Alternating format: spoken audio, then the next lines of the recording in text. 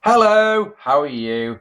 I've just finished work, so if I look a bit grubby, as my stepdad used to say, I apologise. I just wanted to get this done, and then I've got tons of things to do, so I'm going to try and keep it short, but you know me, not very good at the old short videos. This is going to be a Futureshock 63 review. If you're expecting a Survivor Series review, it's not going to happen because I didn't watch the show on the night, haven't got a torrent for it. I'm absolutely uninterested in watching the show. I did watch Turning Point, believe it or not, because it was on free TV, and I actually quite enjoyed it for what it was worth. But I am, not interested in Survivor Series one bit. You probably won't get a WWE review out of me that isn't part of the 10 years ago series until the new year now, until the Royal Rumble, because I'm just not interested in watching the show one bit. Till Rock comes back, I'm just not interested, okay? I've got to be honest and tell you that. Right, so let's get on with this one, shall we? So, the first thing I need to address with this show is the guy who's in the main event. Because this guy's meant to be in the main event, David Richards. David Richards, meant to be versus Jack Gallagher. It was announced weeks ago. Loads of people like, oh my God, I can't believe it's actually going to happen again. And here's where I have issue, because I brought friends to this show on the premise of come to Futureshock, I know you'll have a good time. I've been trying to get one of the guys, Danny Ace, if you know who that is, to get to this show for 1 calendar year now, for over a year actually now I think about it. Since I first went to Futureshock, which was in August 2011, please Danny, will you come? And it was always, it's just too far. He lives near Cambridge, you know, it's just too far.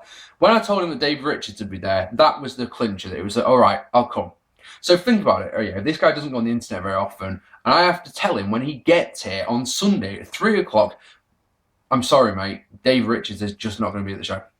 But there's a replacement, and he says, oh, who's the replacement? Actually, no, this conversation is happening with 3 people. The 2 people that came down, Extreme Dave's the other one, been trying to get him to a Futureshock show for the longest time.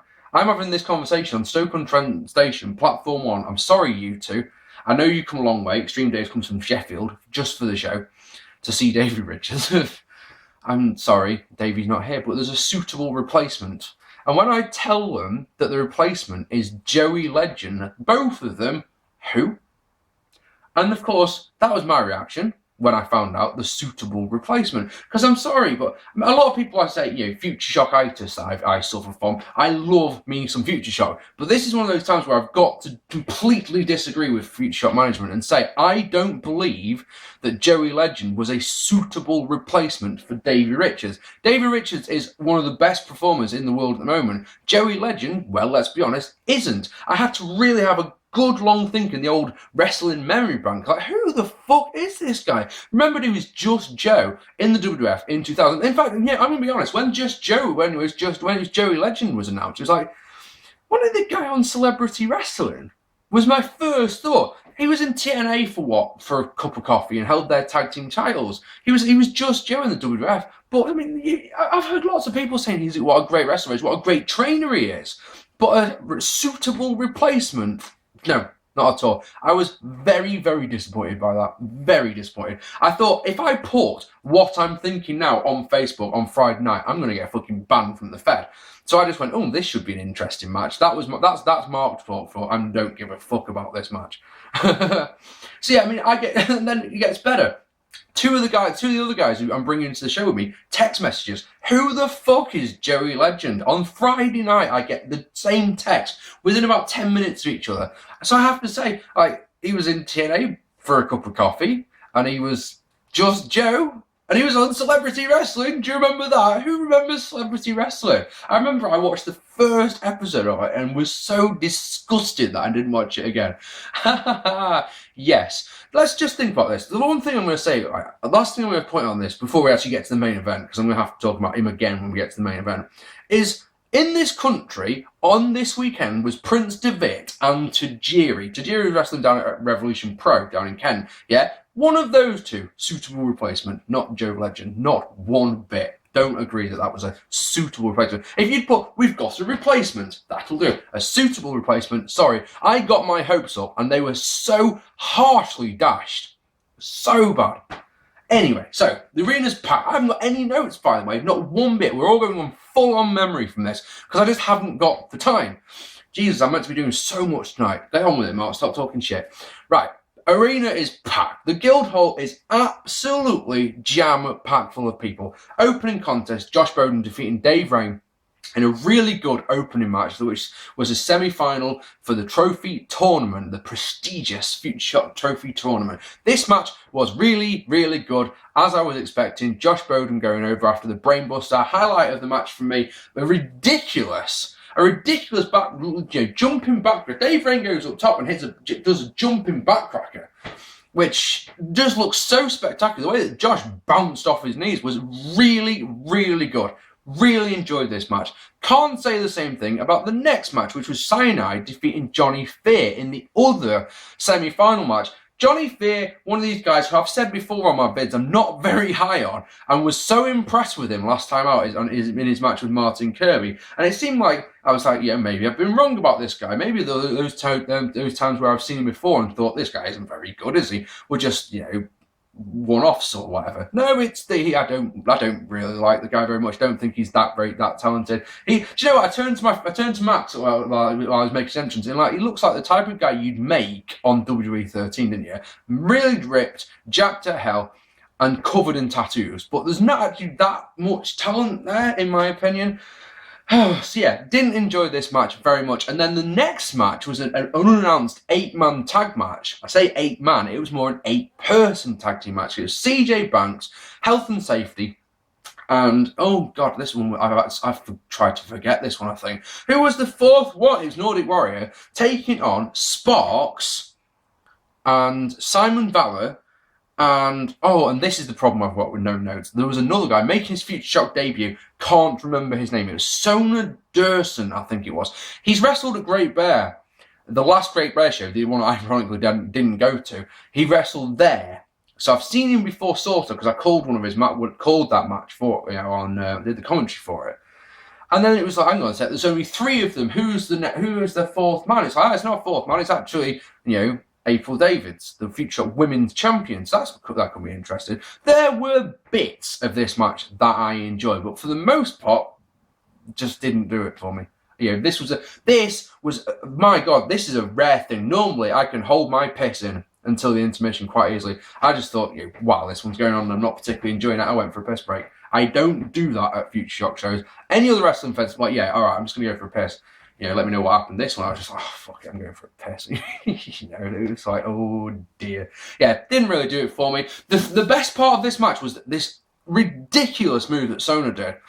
That, he did. It was like a sliced bread, but it looked like he got about that far off the ground. He flipped over so fast, and it was like, what the hell? Where everyone popped for it. It was a whoa. Where the hell did that come from? But that for me was the highlight of the match. And I actually, because I haven't got any notes, I can't remember who won it. But the important thing for this match is that after the match had finished, Chris Egan comes out and hits an absolutely picture perfect DDT, very center of the ring, on Simon Valor, which was fucking brilliant, to be honest. And it was yep, they're keeping this feud going. There's still no motive. It's weird because there's no motivation for it, as far as I can tell. Not like Egan seems to be concentrating on Cyanide and getting on with his business, but then he's also, there's Simon Valor, best do something to him.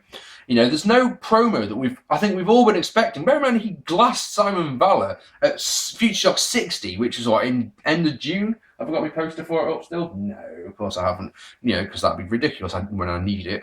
It's either late June, early July, Futureshock 60. That's when the glassing happened. We still haven't had a motivation. We haven't had I did this because promo. Which is strange. But anyway, we got the DDT. Next, we got a match that I really, really, really enjoyed. I wasn't expecting any less, though, to be honest. As Zach Diamond Gibson defeating Styx in an absolutely superb match. This one was everything we were expecting, which is lots of near falls, because that's what happens in a Styx match. And I'm not saying that's a bad thing at all. I'm saying it's fucking brilliant. A highlight of this one was a black hole slam on the outside by Styx, which was just incredible. As Gibson also hit a suicide dive to the outside, taking out the front 2 rows while he did it, which looked brilliant. Well, I'm sure it would have. I didn't see it because it's like as soon as Gibson started saying move, everyone move out of the way, everyone sort of stood up out of their chairs and came and stood in front of me. So I'm sat there going, well, I'm not going to see this. But you sort of saw like a bit of Gibson fly through the air, and the pop you knew that made it quite clear that he connected. So yeah, this was a really, really good match. Apparently Zach's right. This is the bit where I'm confused about. Zach won the #1 contendership in a steel cage match against Dave Rayner at the Super Show. Yeah, he then was in a match. He did an open invitational match sort of thing, and I don't know where I've got this impression from. I got the impression that when Styx answered the challenge, and then when Jack Gallagher answered the challenge, the three-way, which was the main event for 62, was the #1 contendership match. I must be wrong on that one, but that's the impression that I got. So when Jack Gallagher won that match, I thought he was the new #1 contender. He gets the shot at Davey. That makes perfect sense. But apparently when they announced that Zach won, he's still the #1 contender. It's like, okay, I've obviously got that very, very wrong, haven't I? Had the intermission, la-da-da-da. Next match is an it's not an 8-man tag match, it's a 4-team elimination match for the Futureshock Tag Team Champion. It's been a long day. I start work at 7 o'clock, it means I have to be up for 5:30. Very, very long day, very tired. Covered in shit as well. I'm really, really dirty.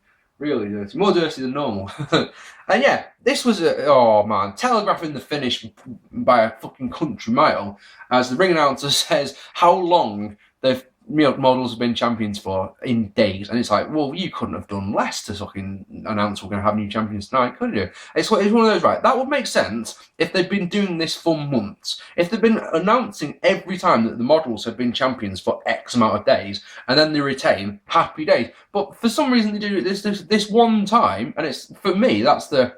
Yep, they're losing the belts for certain, and lo and behold, they lost the belts. Yeah, they were the first team pinned, which is exactly how because of course we went to Nando's before the show and we ran down the card, and this was called to, I called this one long before I knew. Blondes were winning, and models were the first team eliminated for the shock value. Midway through the match, though, something very interesting happened, something I've never seen before, as someone was meant to be getting suplexed. I think it was DDL suplexing Danny Hope to the outside, yeah? And I'm going to just go with that. If I'm wrong, I'm wrong. One of Danny's feet, that's a new one, isn't it? One of his feet hit one of the light bulbs, and there's a chandelier just on the outside. And it's one of those, how has no one ever hit that before? But yeah, launches him up, foot hits the light bulb explodes in a shower of sparks, which means surely bits of broken glass must have gone onto the people below him, but anyway, that's just that. And all the lights got out in the building, and it was one of those, hey, big pop. And I don't know how was this planned? Because they had 3 spotlights ready to go. Like, the room was in darkness for seconds. Yeah, it's just bam, there you go. 3 spotlights. And it's like, that made it feel a little bit planned, but it obviously couldn't have been, so it's like, very, very strange. Anyway, rambling again, no script, you see. The match continues in darkness for the next 10 minutes, and BAD are eliminated, and Wristlock Rovers. I'm going to get this one wrong, aren't I? Basically, the models hit a 3D on one of either BAD or Wristlock Rovers to eliminate them. And this isn't their fault, it's just one of those things that it bothers me because of how it went down. And the lights came on and got the pop of the night. Seriously, the pop of the night was for the lights coming on. At that exact moment, the Blondes got the win. And so the lights coming on was the focus, not what was happening in the ring. And it's like, oh shit, they've won. We've got new tag team champions. It's the Blondes. It's exactly how I called it. Brilliant. But yeah, it wasn't their fault, but they could have timed it better. Here we go, we've got the lights working, getting on, and ting, 1, 2, 3. Like, oh shit, don't know where to look here. Like I say, biggest pop of the entire show was for the lights coming back on, which just makes me chuckle. So yeah, new tag team champions are the Blondes, which makes me happy because I wanted a heel team to win. If the models must lose them, I want the heel team to keep them. To get them, not keep them. That'd be the models retaining, which is what I wanted in the first place, Next match. Finals of the trophy tournament. Josh Bodum versus Cyanide. Now, I would have said, until this match started, I said Josh Bodum all the way. I had some doubts. We talked to Nando's saying, do you reckon Josh is a bit too young, a bit too inexperienced? And my argument was, look, no, because at the end of the day, he's got a year to cash in this trophy tournament win. Because winner gets #1 contendership, and they can cash it in whenever they want. It's like the Money in the Bank, but it's original. Way. You know, it isn't just having, look, I'm Money in the Bank, which, my God, it bothers me. Every British Fed worth its salt has got a fucking Money in the Bank. And that screams to me, we can't think of our own ideas for number one contender, so I'm going to steal one of WWE's. Ha ha! Yes, that's fucking true. And that's just made me lose my thought. Anyway, yes, Josh has got a year to get more experience and to grow into the role of the number one contender. Maybe a heel turn in there as well. And, you know, he could cash it in at the last show. Because Jack Gallagher did it in 2011. So, you know, when he won the trophy tournament in 2010, it took him a full calendar year to cash in. But then the match started, and I started getting my niggling doubts because, you know, the match is progressing and progressing and progressing. And let's say this match is 20 minutes long, yeah. And I swear on my life this is true. And I swear on my life I did not know anything about this match beforehand. Nothing. No one had told me a single thing about this match. I turned to Cy, who's a couple of chairs down, and I say, here's one for you. Cyanide wins when Dave Rain interferes, and he's like, fuck off. That's not going to happen. And I swear this is true. Within 90 seconds, oh look, there's Dave Rain coming through the curtain, and it's like, fucking called that one, bitches. Dave Rain picks up Josh Brodum on the outside, fucking powerbombs him through the merch table. Absolutely brilliant. It's such a good little moment. And then, you know, they told the story well of Josh, you know, trying desperately to get the win, you know, to try and get a comeback going, and Cyanide just obliterated him because he'd gone to the merchandise table. It's brilliant. Cyanide is the trophy tournament winner. He's on a fucking roll at the moment because he's the number one contender in GPW, don't forget, as well. Big things happening for Cyanide at the moment, and that means, yeah, that's awesome. In my opinion, he is the best big man in the country. And I'm not just saying that because he tells me to. He tells me off for saying nasty things about him, well, even though I never do. But, you know, it's a running joke we've got going now. He's got to the point where it's become a running joke that he'll always say when he sees me, don't say anything bad about me in your vid. It's funny. And then the main event. Let me tell you about the main event. Oh, sorry, I must confess. I must just rewind a little bit. Yeah, Josh versus Cyanide got a standing ovation and a fucking deserved one. Well, it was match of the night bar none. Absolutely, you know, Styx versus Gibson was a very good match, but this was very special. It was a great, great match. And then we move on to the main event, as I say. And this was a weird, weird match because, I mean, first 10 minutes of it was so entertaining. And they basically did an arm ringer spot for 10 minutes, just counter hold. Yeah, and it was very entertaining, and they threw in some things that made you laugh, and it was good. It was great, I'd say. The first 10 minutes of this, let's say, again, this match went 20 minutes. I don't do timings for live shows. It would be ridiculous. Just do that for WWE ones. Let's say this match went 20 minutes, for argument's sake. The first 10 minutes, I really, really enjoyed. The last 10 minutes, I couldn't give a damn about. Joe Legend, I just didn't buy the guy. After, you know, doing the technical stuff is all good, but when it goes, this is the thing. This is the thing. You know, technical wrestling, I love. Working over the arms for such a long time, then completely no-selling the arms, and of course the arms have no benefit, no factor in the finish whatsoever. So it makes me think that this 20-minute match, where 10 minutes of it was working the arms, what's the fucking point? What is the point in working the arms? It just doesn't make any sense at all. And then, right, we were told at the start of this match that it was going to be Jack Gallagher's last match at Futureshock for a while because he's moving to Japan. Well done, Jack. Very, very pleased for you. You know, Danny turns to me and goes, I bet you're good about that. He goes, you're always raving about this guy. It's like, yeah, I legitimately am, man. I'm not going to see the guy for ages, but he's following his dreams and I'm proud of the guy. So off he goes, and you've got to try it with 0-1. Go kick ass and show the world how good you are, you know? But, yeah, we're told that it's his last match. So as the pinfall goes on, Jack wins after a diving headbutt off the top. The roster come out. And they surround the ring. And they're banging on the mat. And Joe gets on the mic, cuts a promo saying how good Jack is, and then tells everyone to leave. And you're like, why have you just done that? He says, it's his ring now. So Jack's got to do it all on his own. I'm pretty certain that if it had been me, I would have preferred all my co-workers around the ring, to be honest.